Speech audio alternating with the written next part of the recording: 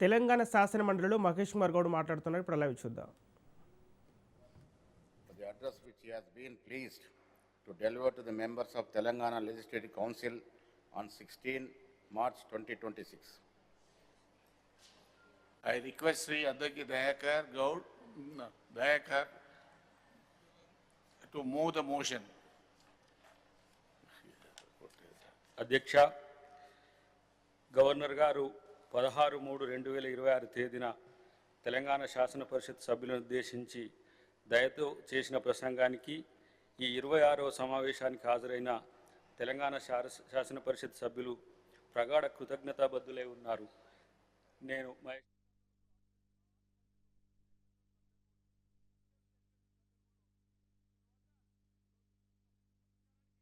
Addressed by the Honorable Governor, Sri Mahesh Kumar Gaud garu. అధ్యక్ష, governor గారి ప్రసంగం మీద మాట్లాడే అవకాశం ఇచ్చినందుకు ధన్యవాదాలు. అధ్యక్ష, గవర్నర్ గారి ప్రసంగం రాష్ట్ర అభివృద్ధి యొక్క దిశను చూపినట్టుగా ఉంది. అధ్యక్ష, గవర్నర్ గారు రాష్ట్ర దిశ చూపుతున్న సమయంలో విపక్షాల వైఖరి మాత్రం ఇబ్బందికరంగా ఉన్నటువంటి పరిస్థితి. అధ్యక్ష, రాష్ట్ర ప్రభుత్వం ప్రజాపాలనకు అద్దం పట్టేలా గవర్నర్ శివప్రసాద్ శుక్లా గారి ప్రసంగం సాగింది. రాష్ట్ర అభివృద్ధి సంక్షేమ కార్యక్రమాల దిశను స్పష్టంగా ఆ ప్రసంగంలో ప్రతిబింబించింది. ప్రజల సంక్షేమం, రైతుల అభివృద్ధి, మహిళల సాధికారిత, యువతకు ఉపాధి అవకాశాలపై ప్రభుత్వం చేపడుతున్నటువంటి కార్యక్రమాలను గవర్నర్ గారు వివరంగా వివరించినారు. ప్రభుత్వం చేస్తున్న మంచి పనులను గవర్నర్ ప్రసంగాన్ని ప్రతిపక్ష సభ్యులు కొంత జీర్ణించుకోలేకపోయినారు. అధ్యక్ష, ఇది ఏమైనా 2 సంవత్సరాలుగా కాంగ్రెస్ ప్రభుత్వం అధికారంలోకి వచ్చిన తర్వాత మాన్య ముఖ్యమంత్రి రేవంత్ రెడ్డి గారు చేస్తున్న అభివృద్ధి సంక్షేమ ఫలాలు ఇలా ప్రజలకు అందుతూ ఉన్నాయి. ప్రజలు వాటిని రుచిగా ఆస్వాదిస్తూ ఉన్నారు. రేవంత్ రెడ్డి గారి నాయకత్వంలో అధ్యక్ష, మా ప్రభుత్వం అభివృద్ధి సంక్షేమ ధ్యేయంగా అడుగులు ముందుకు వేస్తూ ఉంది. అన్ని వర్గాల అభ్యున్నతిని ఆకాంక్షిస్తూ మా ప్రయాణం కొనసాగుతూ ఉంది. ఇందిరమ్మ రాజ్యంలోని సకల జనులు సంతోషంగా ఉన్నారు. మా ప్రభుత్వం ప్రజలంతా సంతృప్తిగా ఉన్నారు. వారి భవిష్యత్తుకు మరింత పునాదులు వేయడానికి మా ప్రభుత్వం, మా ముఖ్యమంత్రి నిరంతరం తాపత్రయపడుతూ ఉన్నారు. నిత్యం 18 గంటలు పనిచేస్తూ అప్పుల తెలంగాణను ముందుకు తీసుకెళ్తా ఉన్నారు. అధ్యక్ష, 16,000 మిగులు బడ్జెట్తో ఉన్నటువంటి తెలంగాణని ఆనాటి యూపీఏ ప్రభుత్వం సోనియామ్మ గారు ఇస్తే, గత ప్రభుత్వం 10 ఏళ్ల పాలనలో 8 లక్షల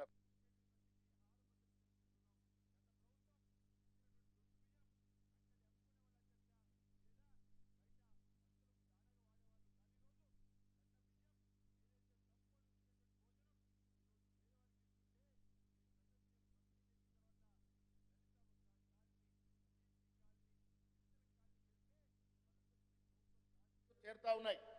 ప్రజలు ఆస్వాదిస్తూ ఉన్నారు, దాన్ని అనుభవిస్తూ ఉన్నారు. అధ్యక్ష, 6 గ్యారంటీల మీద తప్పుడు ప్రచారం చేస్తూ ఉన్నారు. సోషల్ మీడియాలో తప్పుడు ప్రచారం చేస్తూ ఉన్నారు. అధ్యక్ష, ఎంత తప్పుడు ప్రచారం చేసినా బీదవాడికి ఫలం అందిందా లేదన్నది ముఖ్యం. అధ్యక్ష, మా ధ్యేయం, మా గోల్ కూడా అధ్యక్ష, కాంగ్రెస్ పార్టీ పునాదుల్లోనే, ఫౌండేషన్లోనే బీదల సంక్షేమం ఉంది. అధ్యక్ష, ఆ దశగా మా ప్రభుత్వం పనిచేస్తూ ఉంది.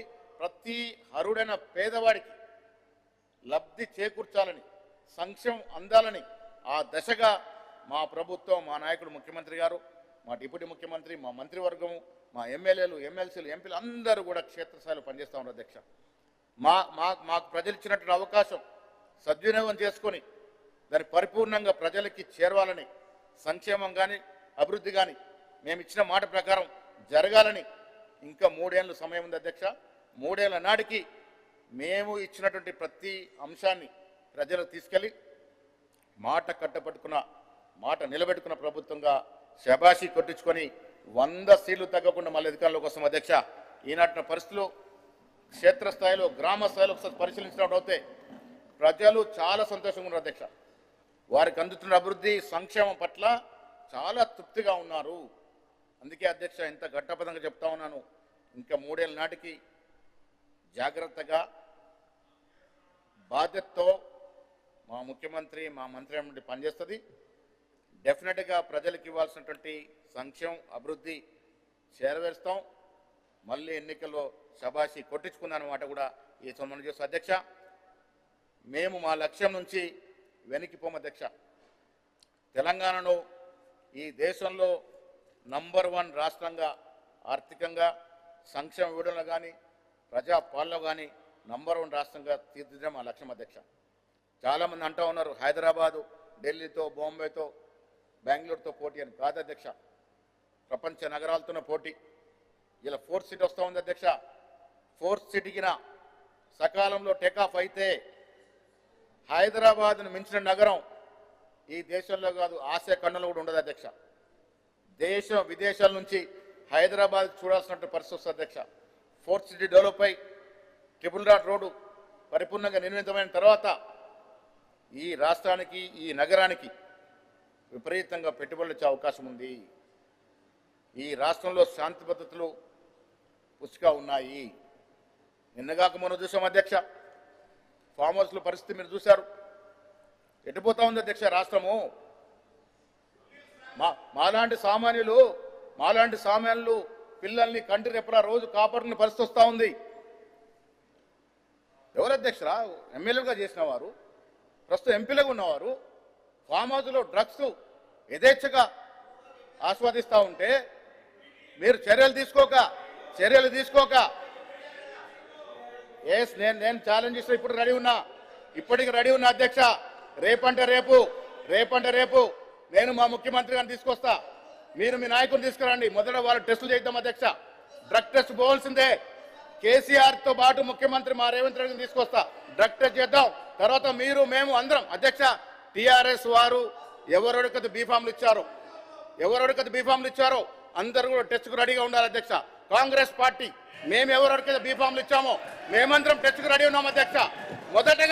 మొదటగా టెస్ట్ చేసుకోవాల్సింది మా ముఖ్యమంత్రిని ఒప్పిస్తాను అధ్యక్ష. రేవంత్ రెడ్డి గారు ముందు వరుసలో ఉంటారు. మీరు కేసీఆర్ తీసుకురండి. ఇద్దరు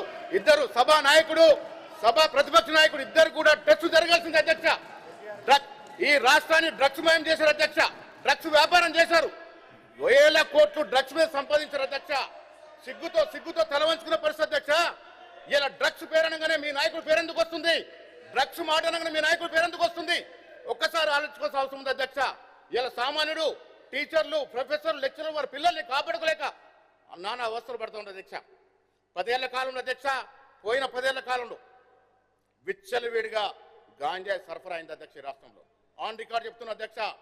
కొకైన్ సరఫరా అయింది అధ్యక్ష. చాక్లెట్ లాగా దొరుకుతా ఉంది కోకాన్. బిస్కెట్ లాగా కిరాణా షాప్ దొరికినట్టు దొరుకుతుంది. ఎవరు కారణం? 10 ఏళ్ళు మీరు కదా కారణం. మీరు అధికారం లేరా? ఆనాడు మీ కారణంగా ఇలా డ్రగ్స్ రాలేదా? ఇలా అడిగిన చోటలా డ్రగ్స్ దొరికే పరిస్థితి వచ్చింది. ఎందుకు ప్రజలు అనుమానపడతా ఉన్నారు? ఏం చర్యలు తీసుకున్నారు అధ్యక్ష? ఇవాళ దొరికినటువంటి మాజీ శాసనసభ్యుల మీద బాజాప్తా ఆన్ రికార్డ్ రిమాండ్ రిపోర్ట్ చెప్తా ఉంది. ఆన్ రికార్డ్ కోకాయిన్ డ్రగ్స్ తీసుకొని ప్రజాప్రతినిధులు పట్టుకొడితే ఏం మెసేజ్ ఇస్తున్నాం అధ్యక్ష?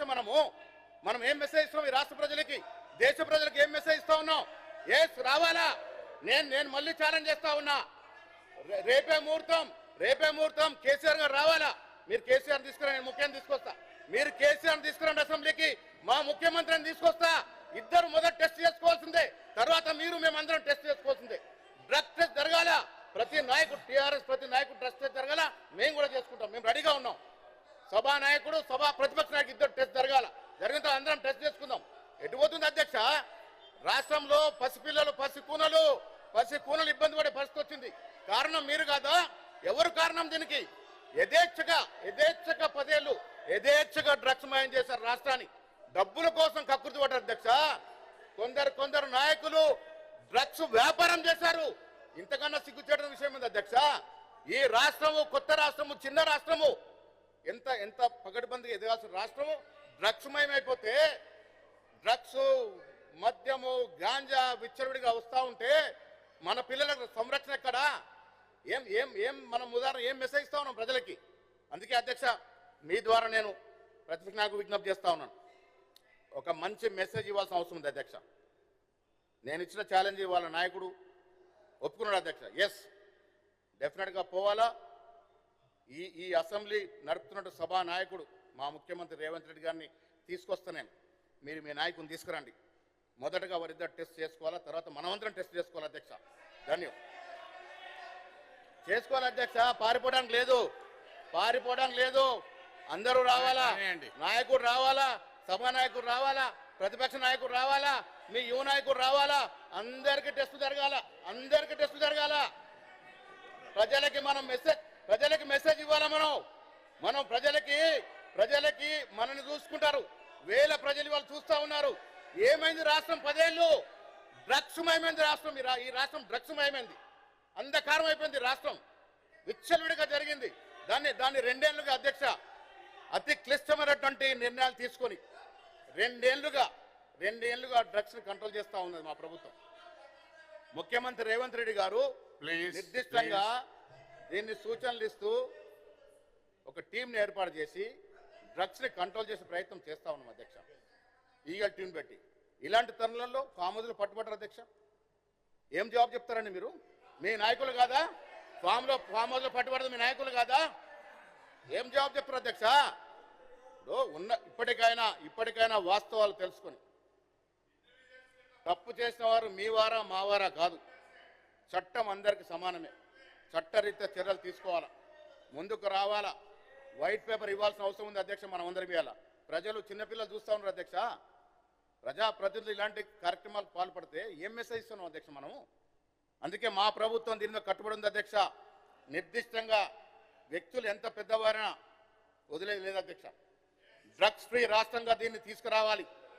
మీరు వత్తాసు పలకన్న నాయకులకి రండి, ముందు నిలబెట్టండి, బోండలు నిలబెట్టండి. డెఫినెట్గా చర్యలు అధ్యక్ష. అందరూ కావాలండి. అందరూ టెస్ట్కి రావాలా.